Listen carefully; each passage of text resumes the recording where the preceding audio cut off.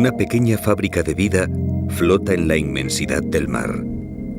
Cargada con la fuerza de sus pigmentos fotosintéticos, esta semilla de mangle se enfrenta a una larga travesía a través del gran azul, superando océanos, en su afán por conquistar nuevas tierras donde sembrar la vida.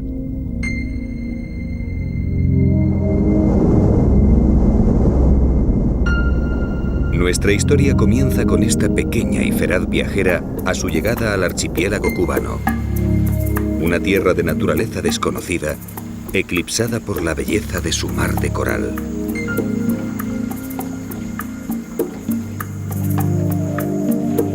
Aquí llegaron como ella otros mangles de tierras lejanas y crearon un mundo fascinante y desconocido.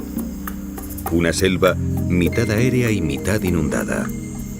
Un laberinto intransitable donde se refugian incontables animales.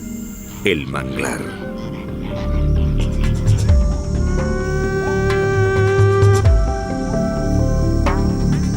En el interior de este extraño mundo, la vida se sustenta entre extremos. Hay excesos de sal, de humedad y de calor. Y cada día se pasa de la sequía a las inundaciones marcadas por la marea. La fauna que lo ha colonizado ha tenido que vencer incontables obstáculos, y eso la ha hecho similar al propio reino de los mangles. Tan rica, tan desconocida, tan peligrosa.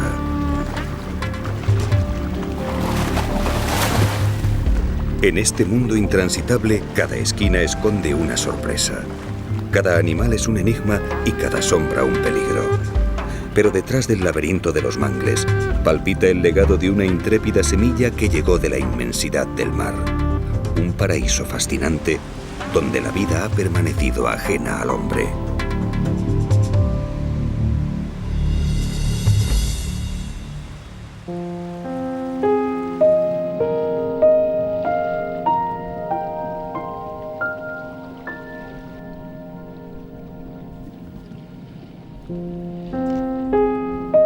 Un mundo de coral rodea el archipiélago cubano.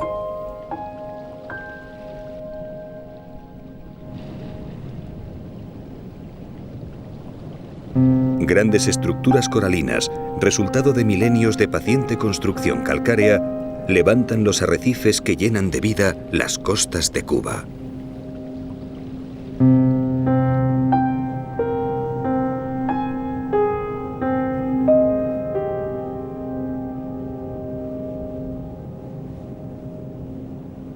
No es un mar rico en nutrientes, pero al amparo de los corales, la vida se multiplica en una explosión de biodiversidad.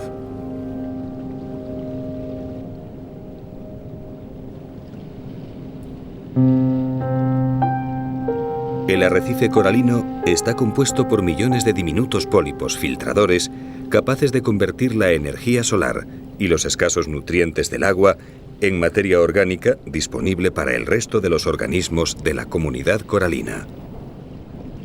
A partir de ellos, la cadena se hace cada vez más compleja y millares de formas vivas distintas se desarrollan, desde los frágiles invertebrados hasta los peces más evolucionados y complejos.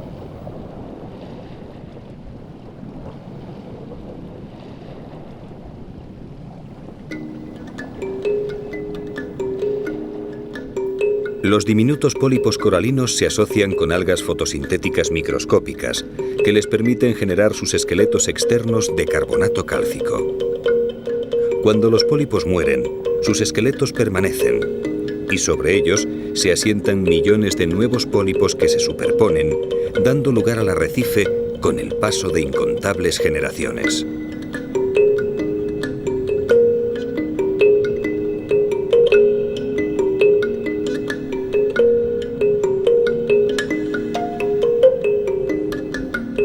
En este mundo calcáreo, cada uno ocupa un nicho determinado y su papel afecta al resto de la comunidad.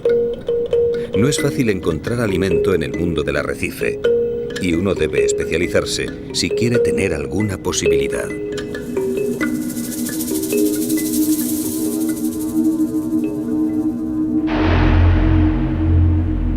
Para estos pequeños lábridos que recorren la piel de una morena, La solución implicó un riesgo evidente, pero consiguieron su puesto, haciéndose limpiadores de otros peces.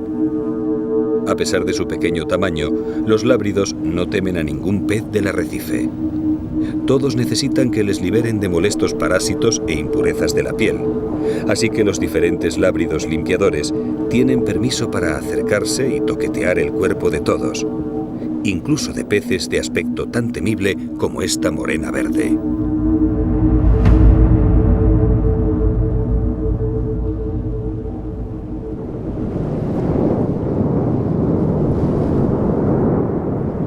Las gigantescas estructuras de coral que forman la barrera de arrecifes tienen además una función protectora de extraordinario valor para la vida.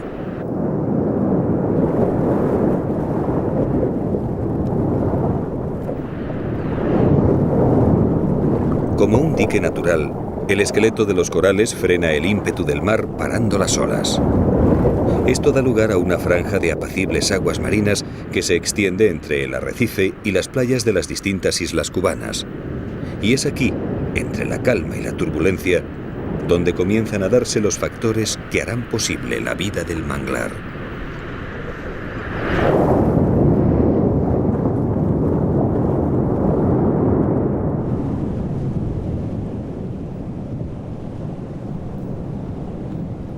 Hacia el interior de la barrera, el arrecife es un mundo de paz permanente.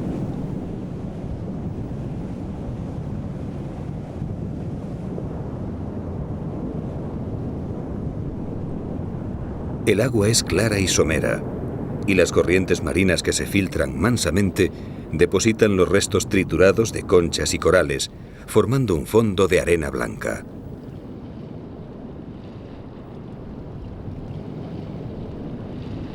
Con buena visibilidad y fondos despejados, muchos de los habitantes de esta franja optan por el camuflaje que les confunda con la arena para ocultarse de los predadores y pasar desapercibidos ante las posibles presas.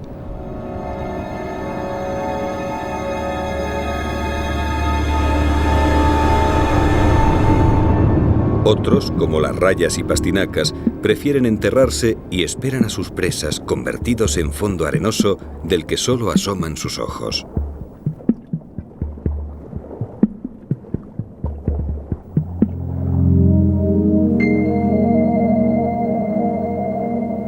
Según nos acercamos a la costa, llegamos al destino de nuestra semilla viajera, la Isla Grande de Cuba.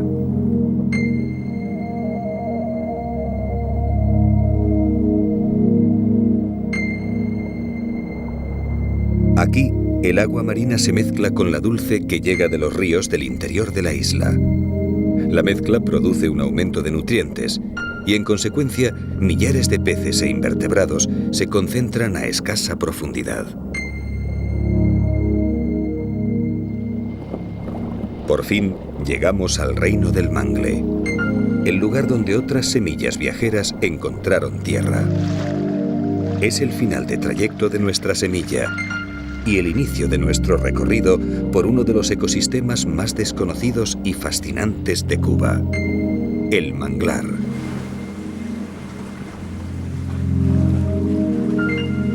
A pesar de su naturaleza costera, el sustrato de los mangles nace en el interior insular.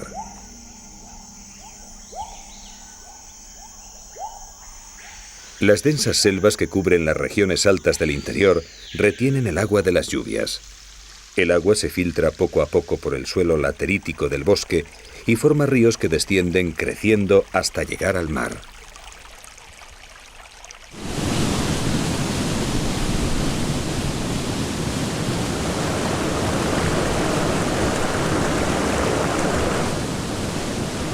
El agua que cayó en zonas altas va erosionando la superficie de la tierra, arrastrando minerales y materia orgánica en suspensión.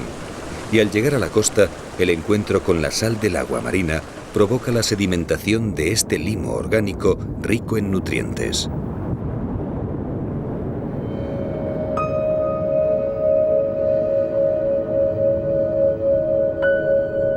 Es un mundo extraño y siniestro.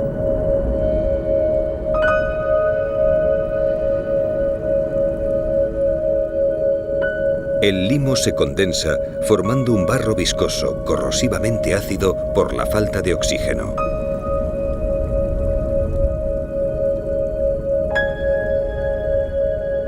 Extrañas formas surgen de la penumbra acuática.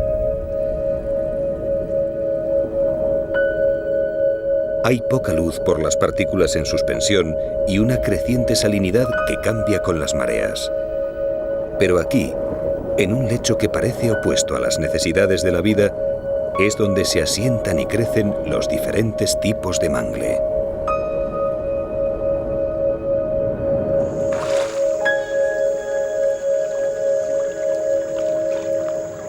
Para sujetarse a este lecho venenoso, los manglares han desarrollado unas raíces especiales.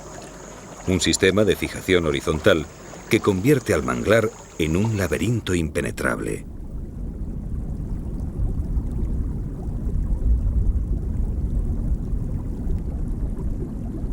Estas raíces extraordinarias consiguen extraer los nutrientes de la capa superficial del fango, mientras su complejo entramado afianza los limos que llegan del interior, evitando que las mareas se los lleven mar adentro. Para conseguir este milagro en un sustrato mortalmente tóxico, las raíces aéreas de los mangles cuentan con tejidos esponjosos que absorben oxígeno del aire, o bien generan raíces que desde el fondo crecen como respiraderos hasta salir por encima del agua.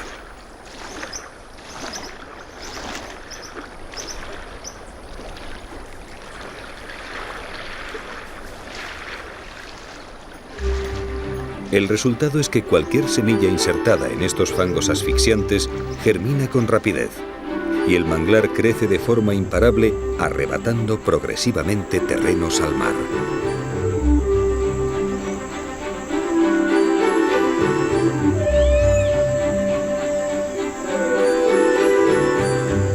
En superficie, el manglar es una selva de supervivientes.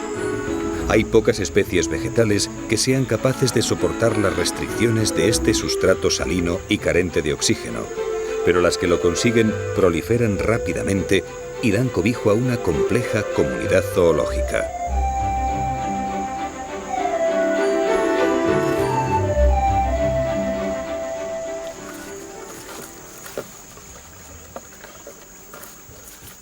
Para las jutías, las copas de los mangles son una despensa inagotable.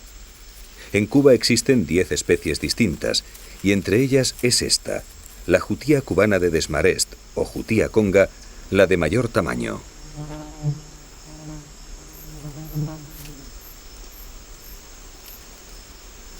Generalmente las jutías son nocturnas, pero aquí en los mangles del norte de la isla pasan las horas del día escondidas entre las copas de los mangles, comiendo hojas, cortezas, frutos e incluso algún pequeño lagarto.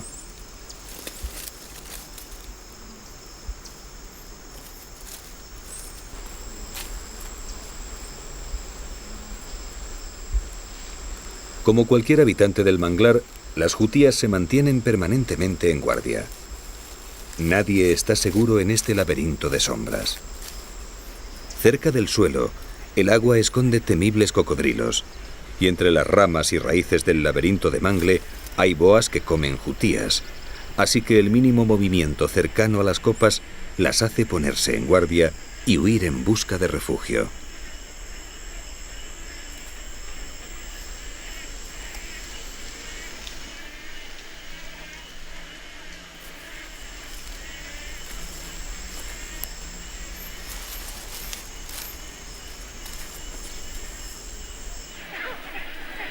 El manglar ofrece grandes ventajas a multitud de aves, especialmente a las que se alimentan de peces.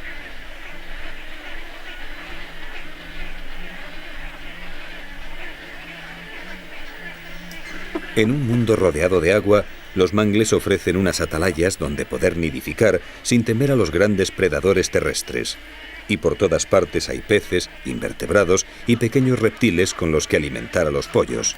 Así que al llegar la temporada de cría, los mangles se adornan con infinidad de nidos.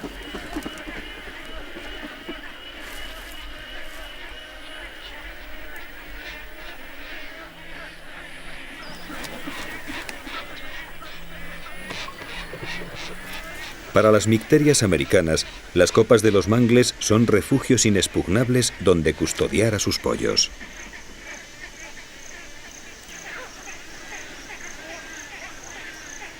Aquí no tienen predadores y hay alimento permanentemente, de forma que en cada puesta pueden sacar adelante a más pollos que en las colonias de cría continentales.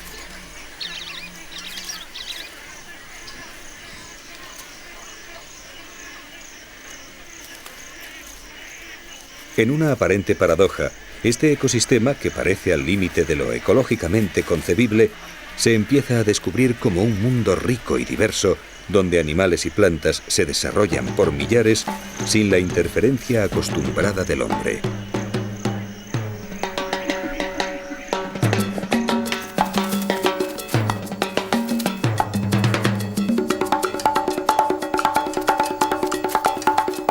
Este es un mundo intermedio surgido de las aguas del mar y de los ríos interiores. Un mundo híbrido que exige adaptaciones osmóticas importantes, pero en compensación ofrece cobijo y alimento casi inagotables. La mezcla de aguas dulces cargadas de nuevos nutrientes y las saladas que precipitan los sedimentos favorece el incremento de invertebrados y peces. Y esto convierte las austeras marismas y ensenadas del manglar en un lugar de cita para millares de aves acuáticas que acuden a diario a darse un festín.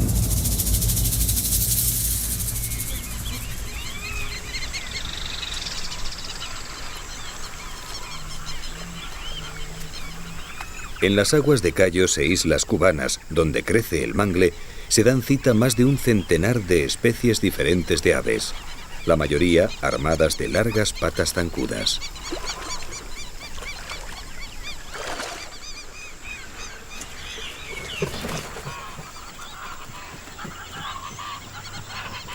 Cada especie tiene su pico especializado en la captura de un determinado tipo de presas, con lo que la competencia entre ellas se minimiza.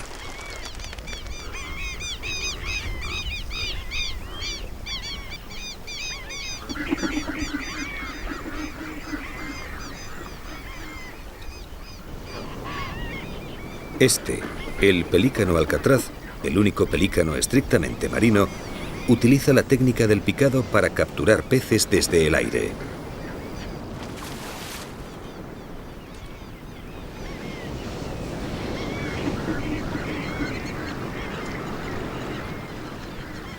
Otros son mucho más sofisticados y cuentan con picos prodigiosos, resultado de millones de años de adaptaciones enfocadas a filtrar el agua.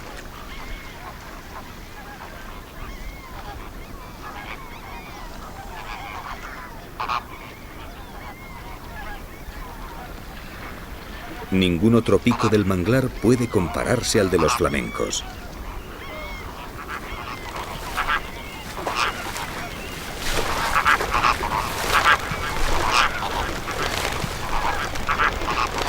Atraídos por los crustáceos microscópicos que proliferan en las aguas salobres, miles de ellos acuden a los manglares.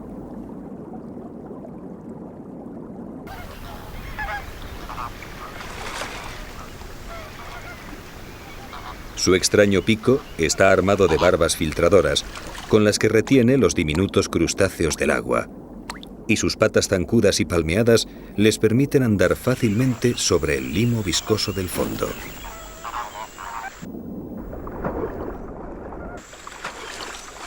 Hace apenas unas decenas de años, los flamencos eran muy numerosos en Cuba, pero el hombre acabó con la mayor parte de sus colonias de cría, y los últimos exponentes se esconden hoy en los manglares de la Isla Grande, cuya inaccesibilidad se ha convertido en su seguro de vida.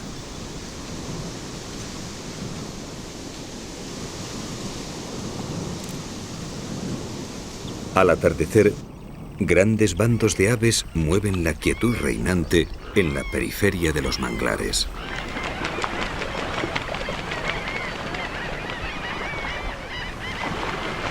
La parte externa de este inhóspito ecosistema, allí donde se reúnen las aves acuáticas a comer, es la más conocida y tumultuosa del manglar. Es un área abierta y expuesta, donde las aves se pueden ver fácilmente, lo que llevó a creer en un principio que era el lugar donde se concentraba la mayor parte de la fauna de los manglares. Pero el interior intransitable del laberinto del mangle esconde tímidas y fascinantes sorpresas.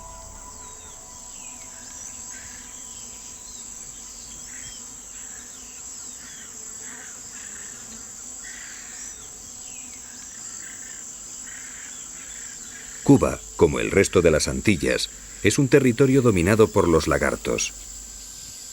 Entre las raíces aéreas, los tallos y las copas del manglar, millares de ellos se reparten el territorio marcándolo y defendiéndolo con señales propias de cada especie.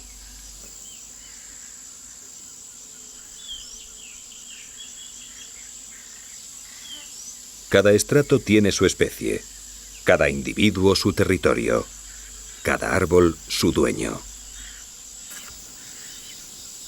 Los anolis son el género más extendido y con mayor número de especies. Desde una rama de las copas, un anolis verde observa inmóvil a una lagartija terrestre del género Leiocephalus.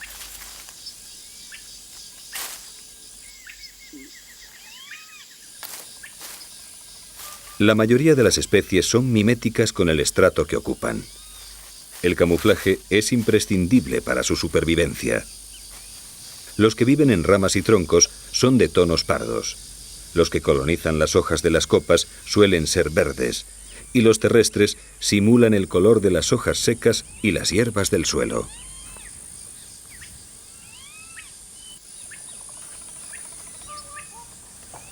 En el manglar, solo el movimiento de sus cortejos o la piel de alguna muda persistente los hace detectables.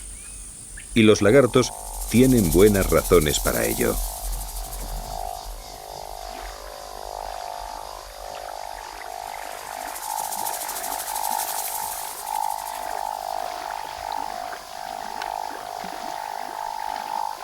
Aunque el agua es una barrera para muchos animales terrestres, algunos cazadores cubanos son buenos nadadores.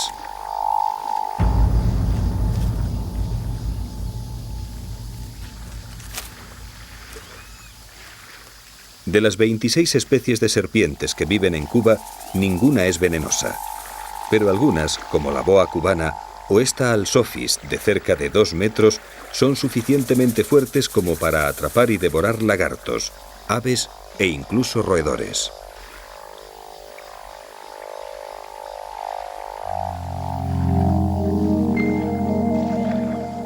El éxito colonizador de los manglares se debe por igual a sus extraordinarias adaptaciones para crecer en un medio salobre y ácido, como a su extraordinario método de reproducción.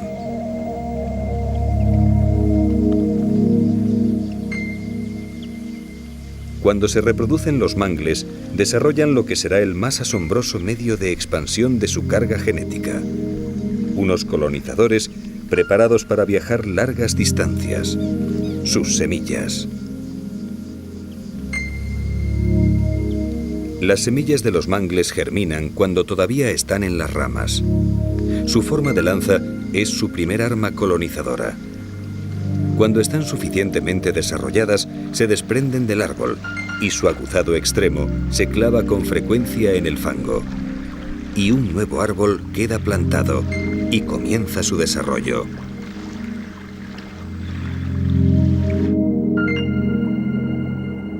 Del extremo inferior surgirán ahora raicillas y del superior el tallo y las hojas. Poco a poco, estos nuevos vástagos crecen y el manglar gana paulatinamente terreno al mar.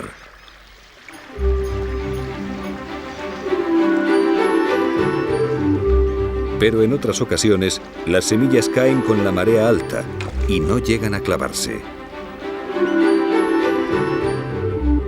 Cuando estas viajeras llegan a mar abierto, el mayor empuje ascensional del agua salada las hace flotar horizontalmente y sus células verdes fotosintéticas les proporcionan alimento. Así pueden sobrevivir flotando todo un año y colonizar otras islas, otros países e incluso otros continentes.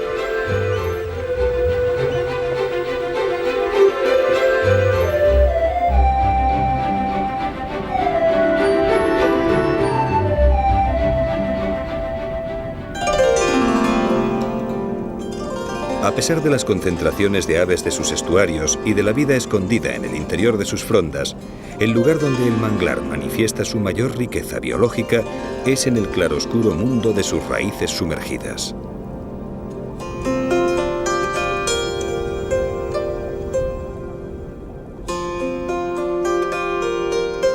A este mundo espectral llegan cada día nuevas remesas de nutrientes desde los ríos del interior y con las crecidas de las mareas.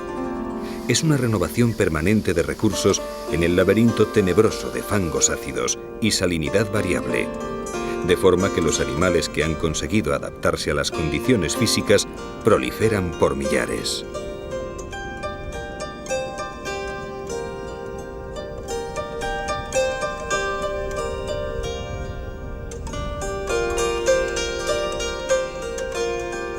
Hasta los rincones que parecen yermos rebosan de formas vivas.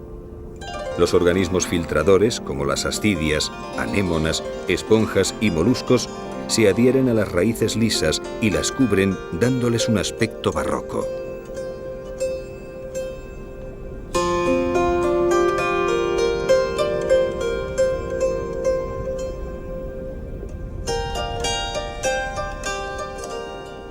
Como tantos otros crustáceos, este cangrejo araña del género Macropodia aprovecha el alimento microscópico que trae la corriente.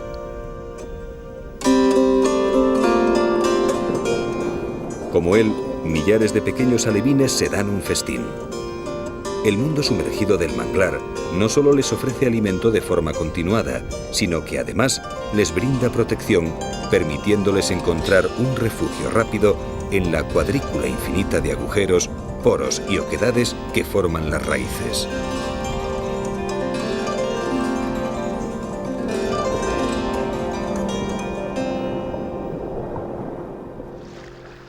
Muchos de los canales del manglar parecen tener el fondo cubierto de algas extrañas y frondosas.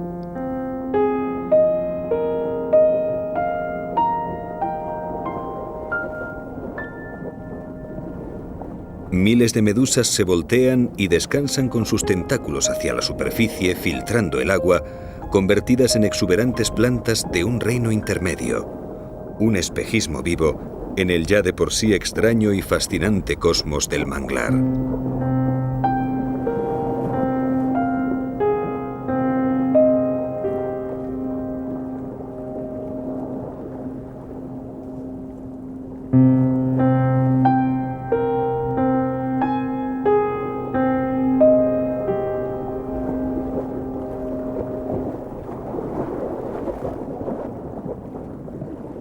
Aquí abajo, las formas no siguen los patrones habituales. Ni siquiera los peces parecen ser lo que son.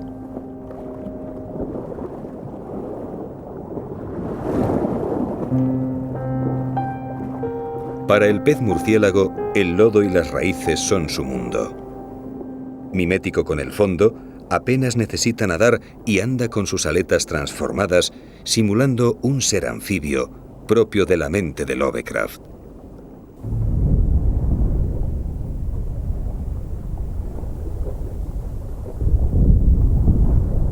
En el mundo minimalista del manglar también existen gigantes.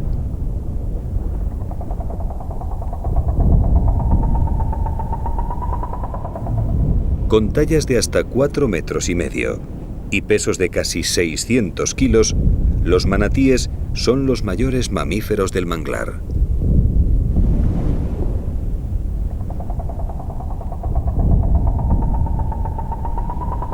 Su dieta vegetariana les ha valido el sobrenombre de vacas marinas, un nombre que refleja también su apacible carácter, porque a pesar de su tamaño, los manatíes son animales pacíficos, y eso en el manglar es algo poco frecuente.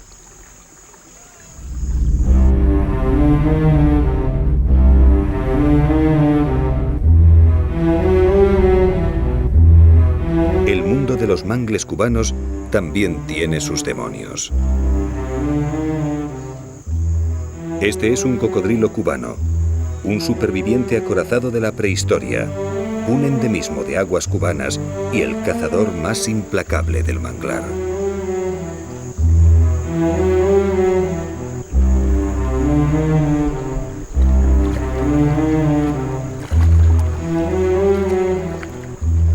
Aquí, dentro y fuera del agua, existen cazadores blindados y temibles.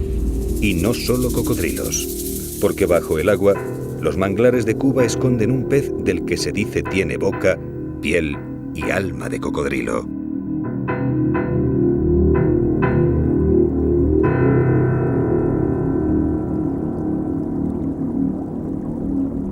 Acechando entre las raíces un manjuarí, un pez perteneciente a una estirpe que tuvo su apogeo en la era mesozoica, espera inmóvil la llegada de una presa.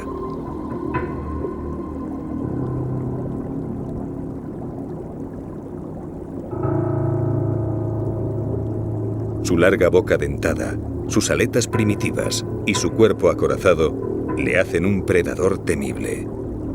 Tanto que al manjuarí o pez lagarto, como también se le llama, le temen incluso los cocodrilos de corta edad.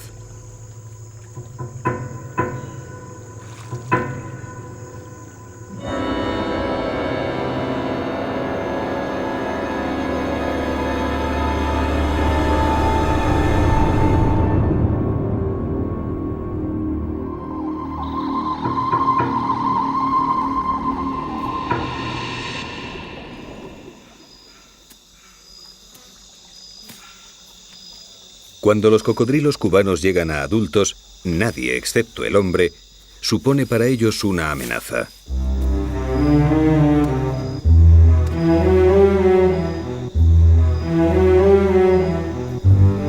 En sus dominios, el resto de los seres vivos son sus presas. Peces, anfibios y reptiles, aves y mamíferos. El cocodrilo cubano no hace distinciones. Es un experto cazador y cada movimiento supone para él una invitación a la caza.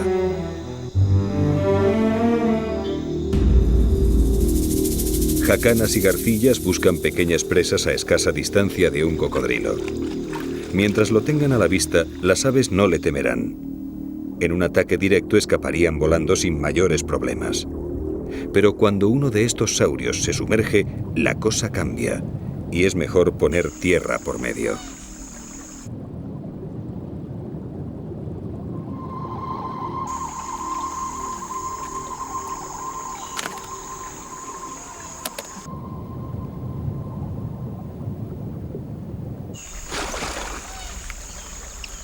Hoy los cocodrilos cubanos solo se encuentran en dos pequeñas localizaciones: la Ciénaga de Zapata, al sudoeste de la Isla Grande, y la Ciénaga Lanier en la Isla de la Juventud. Y esto los convierte en los cocodrilos de distribución más restringida del planeta.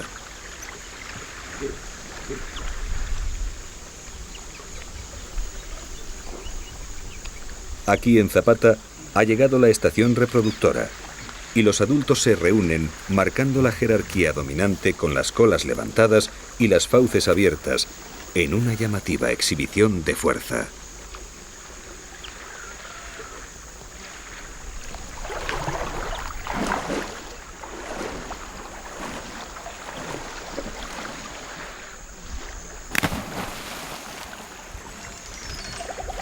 Estas exhibiciones decidirán el orden y el derecho de apareamiento, y ninguno de los machos cede fácilmente.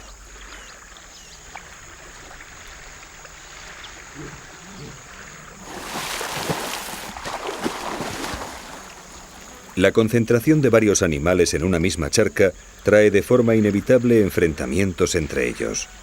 Las posturas amenazantes del apareamiento no suelen llegar a mayores. Pero si alguno de los cocodrilos consigue capturar una presa, la tensión de los cortejos se suma a la agresividad predadora de los saurios, y esto desencadena una guerra entre dragones.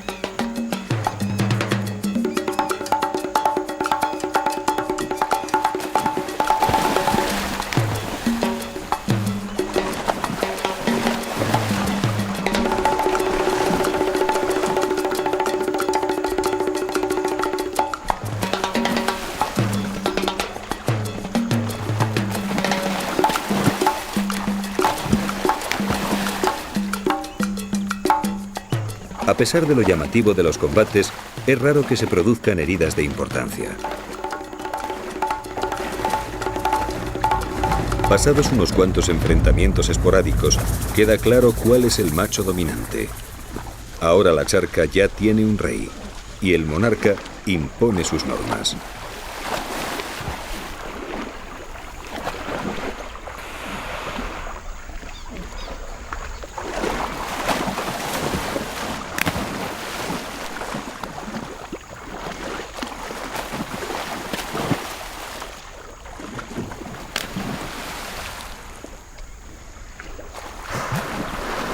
Después de los combates, el macho vencedor se junta con una hembra receptiva. Esta aplaca su agresividad levantando el morro en señal de sumisión.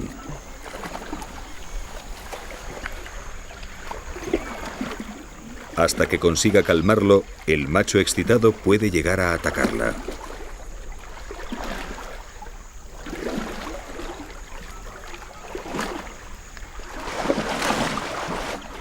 Cuando hembra y macho se aceptan, comienza un cortejo que recuerda a un baile. Luego la hembra se sumerge, expulsando aire por la boca y la nariz, y el macho la monta en una larga cópula que puede prolongarse hasta 15 minutos.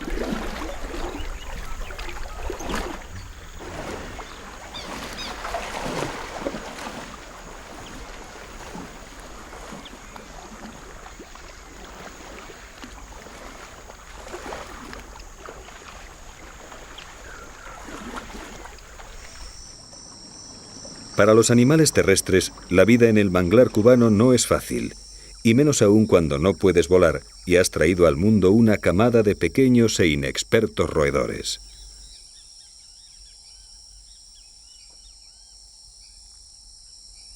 Esta jutía basa la seguridad de su camada en el laberinto de pasadizos de un tronco seco de mangle.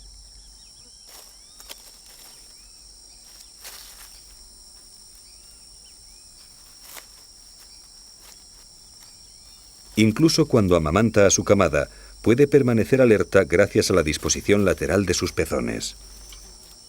En el manglar, bajar la guardia un instante puede suponer la muerte. Y aunque aquí no pueden alcanzarles los cocodrilos, sus peores enemigos, las jutías tienen más predadores.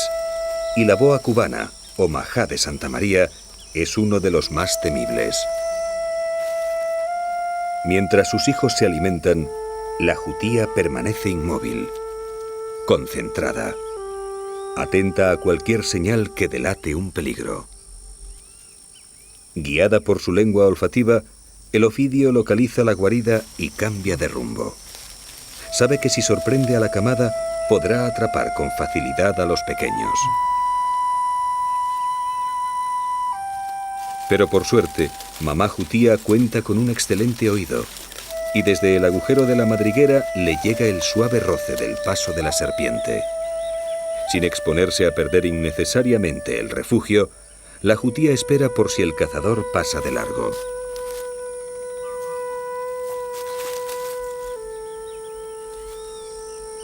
Para su desgracia, la boa sigue fiel a su objetivo.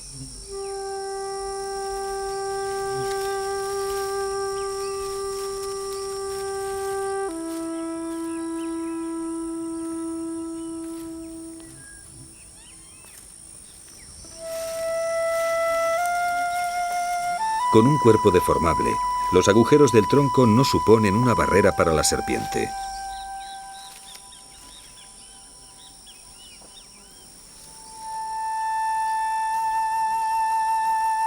Pero en cuanto asoma por el primer hueco, la jutía conduce a sus hijos por una salida de emergencia y la familia se pone a salvo.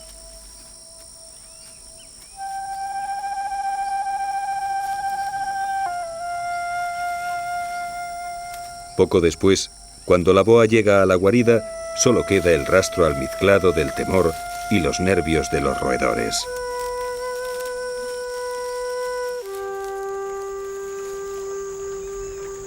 Para las jutías del manglar, el tránsito por el suelo supone un riesgo permanente. Están adaptadas para trepar, correr y nadar sin problemas, pero el agua de Zapata suele tener siempre algunos ojos vigilantes. E incluso cuando uno se siente a salvo, puede tener a la muerte rondándole a la espalda.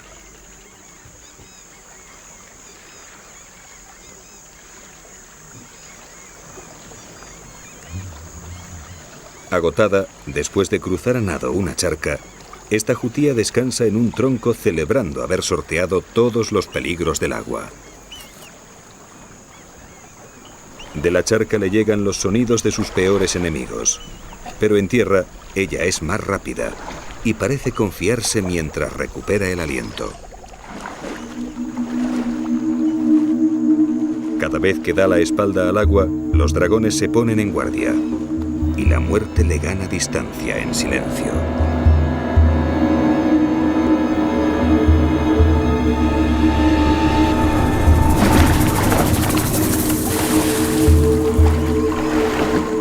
Por suerte, aún le quedaban fuerzas para un último salto, y en la seguridad de la tierra firme, la intrépida jutía se aleja, dejando al voraz cocodrilo cubano sin una presa que daba ya por segura.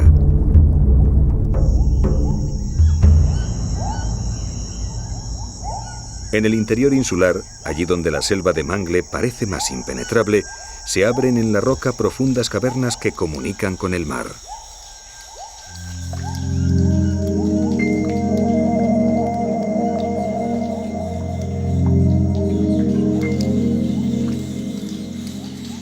Estos cenotes ocultos, mundos insospechados en los que el tiempo parece haberse detenido, son el hogar de una de las criaturas más fascinantes y desconocidas del manglar cubano: los peces ciegos del género Cubanichis.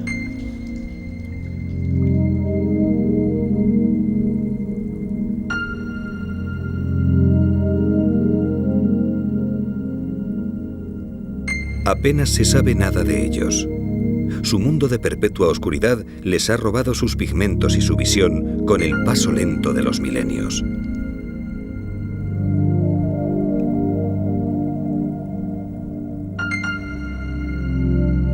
Ahora son sombras blancas en un universo negro, reliquias de un ancestro marino y nocturno que, dotado de riñones, pudo vencer los cambios osmóticos de un agua cada vez más dulce y se aventuró a explorar estas cavernas inundadas.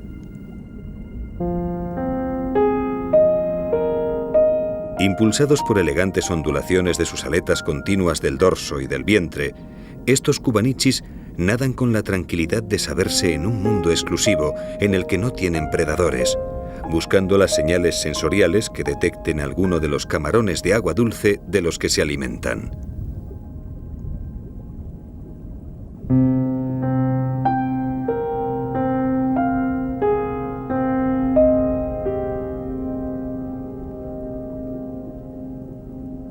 En la actualidad se conocen 4 especies de peces ciegos cubanos, pero la ciencia aún no los ha estudiado en profundidad. ¿Cómo pudieron adaptarse a los cambios radicales de 2 mundos tan opuestos como las cavernas de aguas dulces y oscuras y el luminoso mundo recifal? ¿Quién fue aquel pionero de los corales que emprendió la aventura evolutiva que dio origen a estos fantasmas de los cenotes cubanos?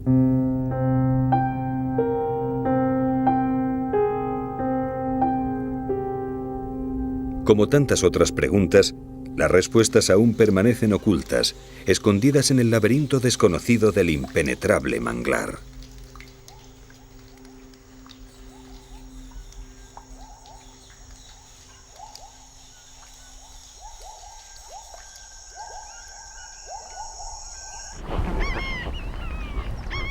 Todos los años, las lluvias estacionales inundan la ciénaga de Zapata. Las lagunas interiores se multiplican y las aves llegan para anidar, uniéndose a las locales las especies migratorias. Esta es una época de abundancia y el manglar parece cobrar movimiento por el trasiego de las distintas especies en busca de alimento. Zunzunes y oropéndolas vuelan entre las flores en busca de néctar e insectos, mientras en las áreas abiertas de reciente inundación se produce una explosión de vida.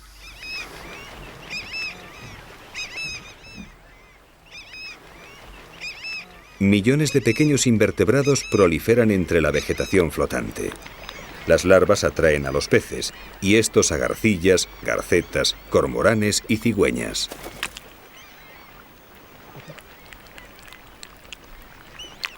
Con las lluvias, millones de mosquitos se desarrollan en el agua pero gran parte de ellos no llegará a adulto, atrapados por los especialistas en andar sobre nenúfares y plantas acuáticas.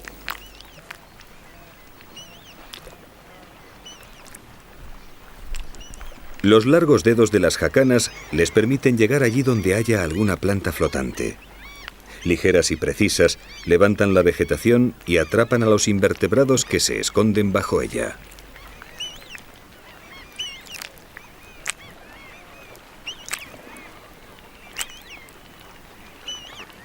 También el calamoncillo americano utiliza la misma técnica, aunque en este caso, en vez de invertebrados, va a encontrar una sorpresa.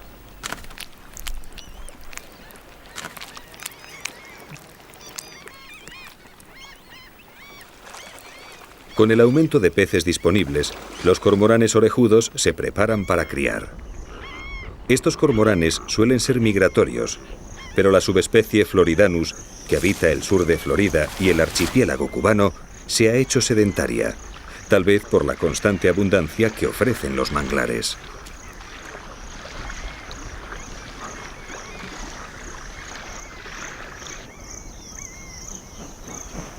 En la época de cría, los cormoranes orejudos se juntan en colonias que pueden congregar a miles de parejas y hacen sus nidos en tierra o en las ramas de los distintos árboles de la ciénaga. La elección de las parejas y la concentración de cormoranes en las áreas elegidas para construir los nidos acarrean algunas riñas entre vecinos que no pasan de un alborotado aleteo y unos cuantos gritos.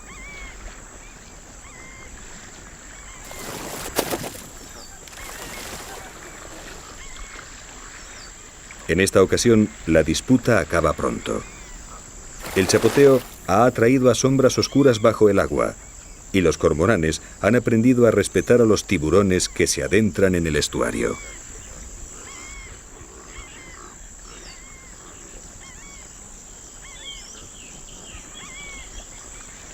Una sombra aún mayor aparece en las aguas claras.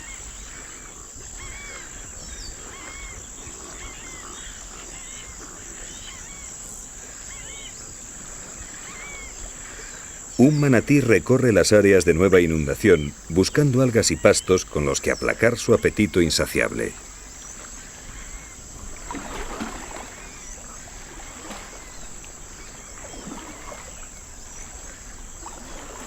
Impulsado por sus extremidades posteriores, transformadas en una aleta ancha y plana, el manatí avanza escoltado por un permanente ejército de peces que se alimentan con el limo que levanta el mamífero y las algas y parásitos que cubren su cuerpo.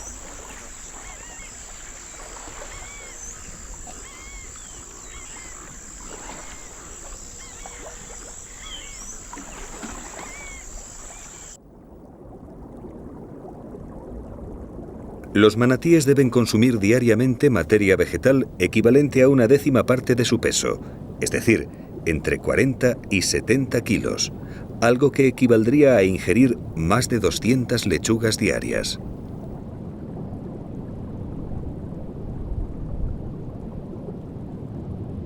Su incesante actividad alimentaria es buena para el manglar, porque mantiene abiertos los canales que de otra forma se colmatarían de vegetación en pocos meses.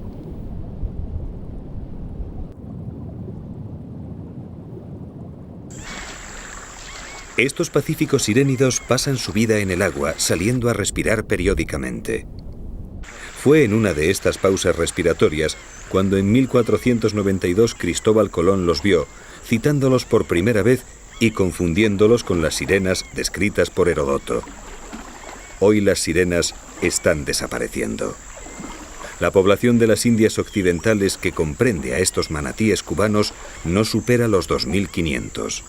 Y por desgracia, cada año el número disminuye.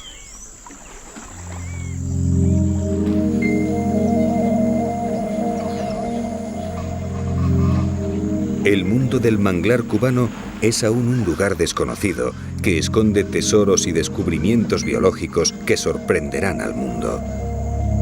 Un paraíso olvidado, custodiado por un infierno intransitable de laberintos cenagosos, miríadas de mosquitos y peligrosos cocodrilos. la complejidad de sus criaturas y el equilibrio de sus ecosistemas permanece aún sin que la ciencia haya podido estudiarlos. Y eso es parte del encanto del manglar cubano. Saber que sigue como fue en sus orígenes. Impenetrable, solitario, virgen. Es un mundo tan complejo que apenas sabemos nada de él. Y sin embargo, toda su fuerza y complejidad, toda su biodiversidad y su riqueza, se deben a unas diminutas e intrépidas viajeras que aún hoy, fieles a su espíritu, siguen emprendiendo anónimos viajes y recorren el mar, sembrando paraísos.